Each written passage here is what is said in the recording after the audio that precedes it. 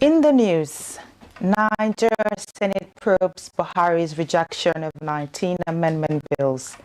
Bill to compel telecoms operators on use of NIN for SIM registration passes second reading. Chadian rebels handed life imprisonment over Debbie's death. Sipai Guzu say Pasiero invited 23 players for the double-header match. Nigeria battles Guinea for Paris 2024 Olympics football ticket. Good evening and welcome to Rapid TV News. My name is Cynthia Agbo. Now the details. President Muhammadu Buhari is currently presiding over this week's Federal Executive Council meeting at the Council Chamber of the State House, Abuja. The meeting, which began after Buhari's arrival, is attended by Vice President Yemi Osinbajo, Secretary to the Government of the Federation, Mr. Boss Mustafa, National Security Advisor Major General Babagana Mungono, and the Chief of Staff to the President Ibrahim Gambari.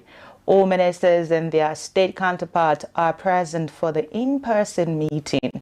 With 9 weeks to the end of the regime, Wednesday's meeting will feature memoranda from key ministries handling projects that are expected to be completed before May 29th. Also, part of discussions could be the progress of the Presidential Transition Committee headed by SGF boss Mustafa.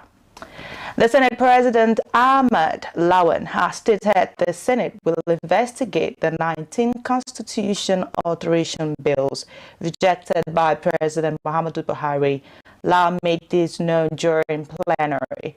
The National Assembly had in January transmitted 35 constitutional alteration bills to the President for assent, but the President had on Friday last week assented to 16 out of the 35.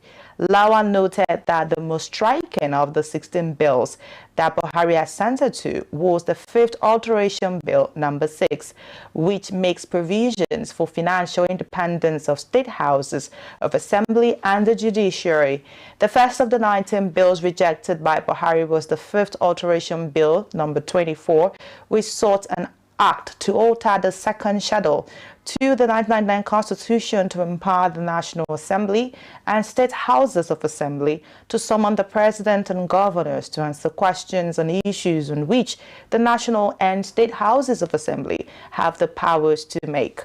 The rejected was Alteration Bill number 7, which sought an act to alter the provisions of the 1999 Constitution to compel obedience or compliance with the legislative summons. Also, a bill for an act to make mandatory the use of the National Identity Number (NIN) in the registration of SIM cards by all mobile telecommunication network operators with the Identity Management Commission has passed for second reading at the House of Representatives.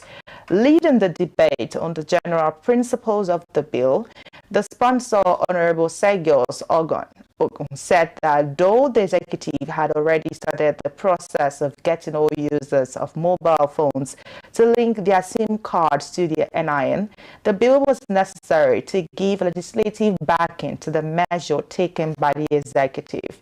The lawmaker stated that the bill was the legislative contribution to the ongoing fight against the increasing cases of criminality in the country, orchestrated by bandits, terrorists, internet fraudsters, and armed robbers who take advantage of easy access to telecom networks. According to him, amending the National Identity Management Commission (MCI) to act registration of SIM cards with every subscriber's NIN will make it easy to uncover the identity behind various criminal activities being carried out in society. Meanwhile, candidates who lost Saturday's governorship election and their supporters protested the outcome of the poll and vowed to challenge the results in court. There were protests by the People's Democratic Party supporters in Ogo and Nasarawa State just as the All Progressive Congress in Kano State gave the Independent National Electoral Commission 7 days to declare the governorship election in the state inconclusive. In the results of the governorship election declared so far by INEC, the APC has won 15 states, the PDP won 8, while the New Nigeria People's Party emerged victorious in Kano states. However, a protest by PDP members in Ogun State turned violent when an official of the Nigerian Security and Civil Defense Corps fired a gunshot into air to disperse protesters who stormed the INEC office in Abeokuta, the state capital. Scores of the PDP members led by the party candidate Ala Dipupo Adebutu had marched to the INEC office where they rejected the results of the election, which Adebutu lost to the state governor Dapo Abiodun, who is the APC candidate. The Bauchi State Police Command said its operatives have arrested 11 miscreants for wielding dangerous weapons in the wake of the announcement of the gubernatorial election results in the state. In a statement made available to journalists by the command's public relations officer, Ahmed Wakil, the suspects, who include 6 teenagers and 5 adults, were arrested at the different locations within the Bauchi metropolis.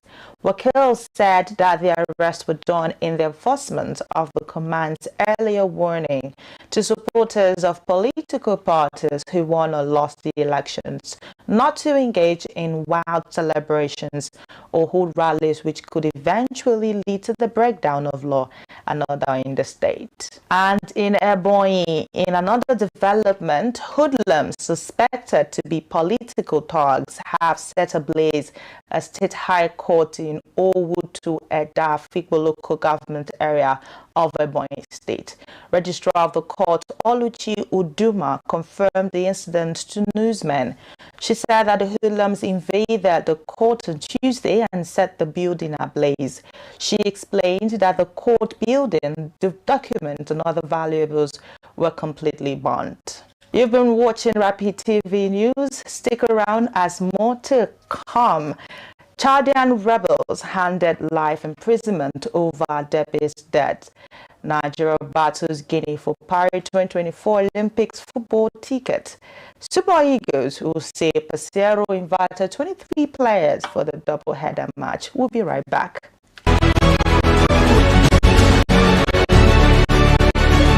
Welcome back. The Central Bank of Nigeria's Monetary Policy Committee has voted to increase the benchmark interest rate by 50 basis points to 18%. This was disclosed by the CBN Governor Godwin Emefiele on Tuesday while reading the communique of the second MPC meeting. He said the committee also pegged the liquidity ratio at 30%.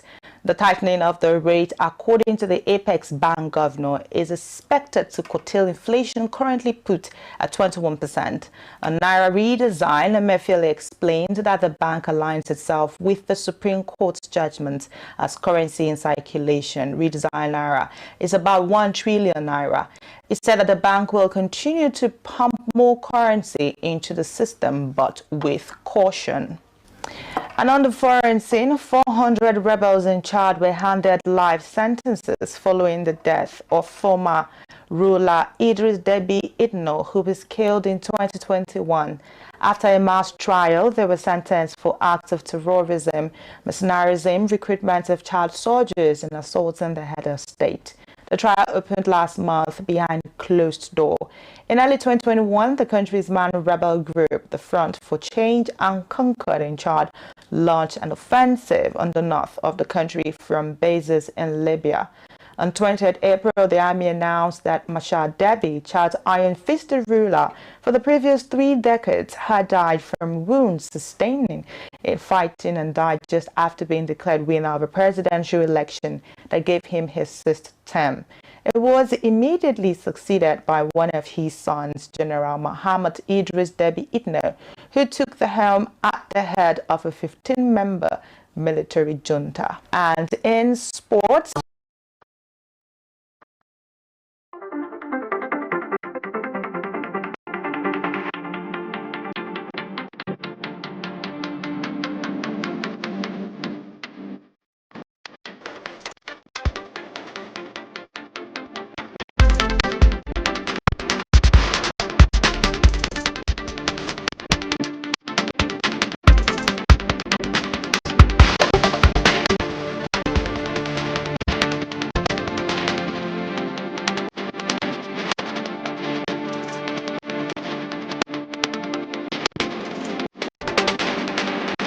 before that, the head coach of the Super Eagles, Jose Peseiro, invited 23 players for the doubleheader match against Guinea-Bissau at the AFCON.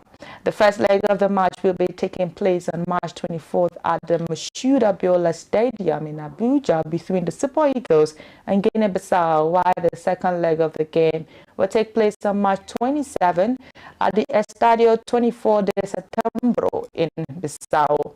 With 6 points from 2 games, the Super Eagles presently lead Group A of the AFCON qualifying competition. On the other side, Guinea-Bissau is in second place with 4 points from the same number of games. On Tuesday, the Rapid TV crew was on their training ground at the Moshood Abiola Stadium in Abuja. Hence, keep an eye on Rapid TV channel 176 on Star Times Friday for a live update featuring our studio analysts starting by 4 p.m. Also in sports, Nigeria's quest to return to the Olympic Games football events begins today at the MKO Abiola Stadium, Abuja, where the under-23 Eagles will clash with their Guinean counterpart. In preparation for today's match, under-23 Eagles head coach Salisu Yusuf invited overseas and home-based players to the Abuja camp and hoped they were well turned for the Guineans who came into the country on Saturday. Nigeria's last participation at the men's football event was at the Rio de Janeiro 2016 edition, where the under-23 Eagles won the bronze medal. 996 gold and 2008 bronze medalists missed the 2020 edition in Japan and hope to return to the fray at the Paris 2024 Games. Nigeria hopes to record a clear victory today before the return leg of the tie, which will hold in Morocco on March 28. The winner after 2 legs will qualify for the Morocco 2023 African Under-23 Cup of Nations, which is a qualifier for Paris 2024 Olympics, as the 4 semi-finalists in Morocco automatically qualify for the Olympic Games. Before we go, a recap of our major stories. Nigeria Senate probes Buhari's rejection of 19 amendment bills. Bill to compare telecoms operators on use of NIN for SIM registration passes secondary.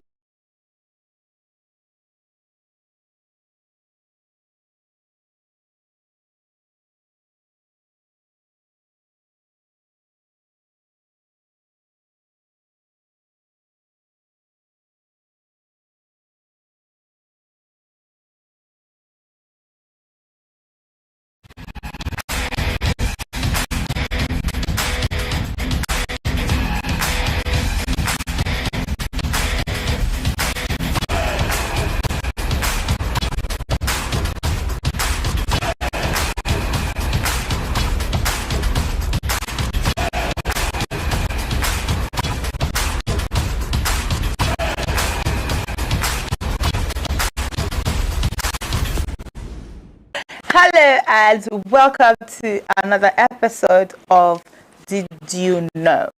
As you can see, I'm looking all African. So we're going to be talking about Nigeria.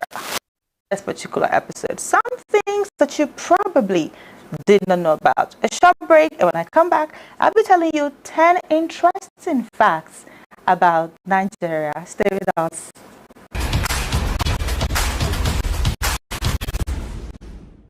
Now, when you put the vertical bands of green, white, and green together, and you have the flag of Nigeria, the most populous nation in Africa and the 7th most populated country in the world, home to about 213 million people, symbolizing natural wealth and peace.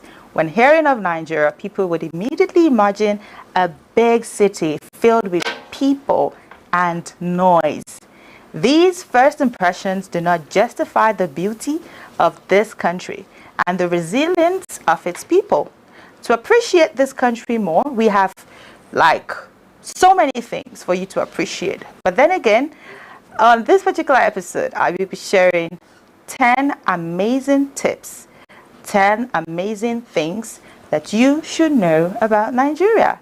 First, over 500 indigenous languages are spoken in Nigeria. English is the official language of Nigeria, yes, but amongst people in the rural areas and with lower education levels, we have Hausa, we have Yoruba, we have Igbo, we have the Fulford, we have the Ibibio, we have the Kanuri, we have the Tiv, widely used along with Nigerian. And then we have Hausa, we have Bora sign languages.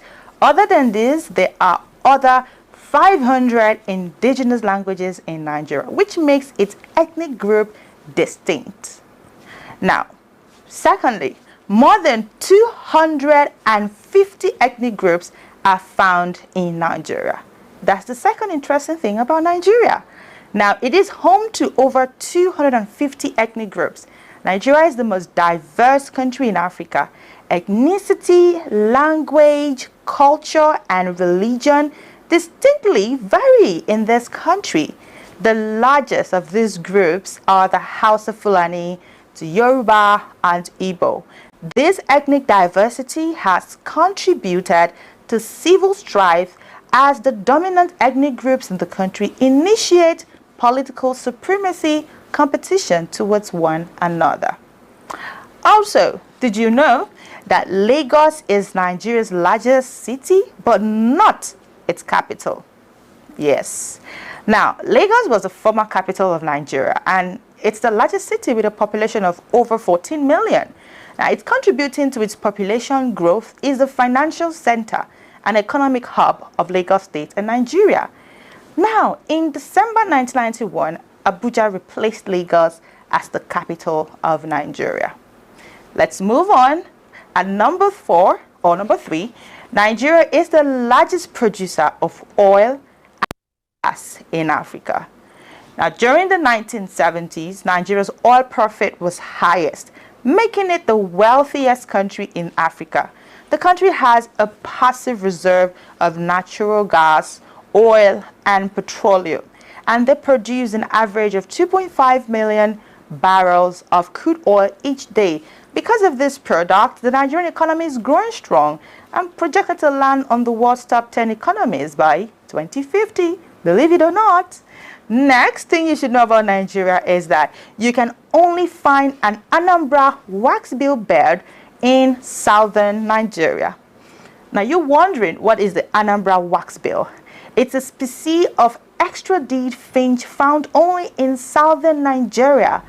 This bird is approximately 12 centimeters long and flocks up to 20 birds or more.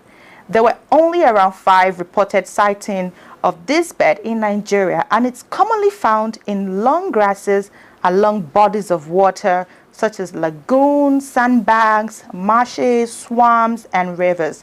These birds typically feed on grasses from seed herds. Another thing you should know about Nigeria. Nigeria is one of the world's largest diversity of butterflies. Interesting, right? Nigeria's biodiversity contributes to the abundance of its floral and fauna. One of the insects you will enjoy seeing in Nigeria is butterflies. At present, there are more than 1,000 documented butterfly species in the country, and the number won't stop there because new butterfly species are still being discovered in Nigeria. Another thing is Nigeria is home to Africa's oldest dye pit. Founded in 1498, the Kofa Mata dye pit in Kano, Nigeria is the oldest and the last dye pit in Africa. During its heyday, this place had about 270 dye pits producing the indigo dyed cotton fabric. The dyeing technique used at the Kofa Mata dye pit remained for centuries and is passed from one generation to another. The different patterns made in this indigo fabric require precision and patience. The business of dyeing fabric is not dwindling due to the influx of cheaper foreign fabric in the Nigerian market. To help preserve this dye practice, try buying their fabrics when you visit Nigeria or if you are in Nigeria. Another thing you should know about Nigeria is Nigerian was the first African to receive a Nobel Prize for Literature. Wole Soyinka, or Akinwande Oluwole Soyinka, is a Nigerian playwright and political activist and the first African to receive a Nobel Prize for Literature in 1986. Wole Soyinka is famous worldwide for his works including A Dance of the Forest, The Lion and the Jewel, The Road King Babu, The Beautification of Area Boy, A Shuttle in the Crypt, Samak Land, and Other Markets I Have Known, Chronicles from the Land of the Happiest People on Earth, to mention a few. Did you also know that Nollywood is bigger than Hollywood? I guess you never knew. Nollywood, or the Nigerian movie industry, produces 200 movies each week, or 10,000 movies each year. This mass production of film makes it second to India's Bollywood. Some of the highest grossing Nollywood movies you should watch includes Omageto and the rest of them. All right, moving on. Something you should know about Nigeria. It is customary here to not look into someone's eyes. For Westerners, looking directly at someone's eyes is an act of respect and personal interest to a person.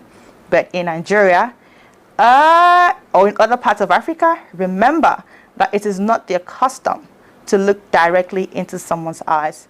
It's considered aggressive posture, especially if you're a younger person versus a much older person or superior. Now, to end this, Nigeria is a special place. Its natural resources, people, culture, food, and arts all contribute to its beauty. Well, if you're in Nigeria or if you're considering coming to Nigeria anytime, just know some of these things you should know about Nigeria, because you're definitely going to have a swell time in Nigeria.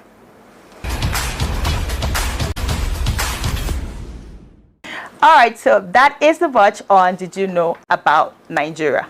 Don't forget, Did You Know will come your way again. Keep watching. Bye-bye.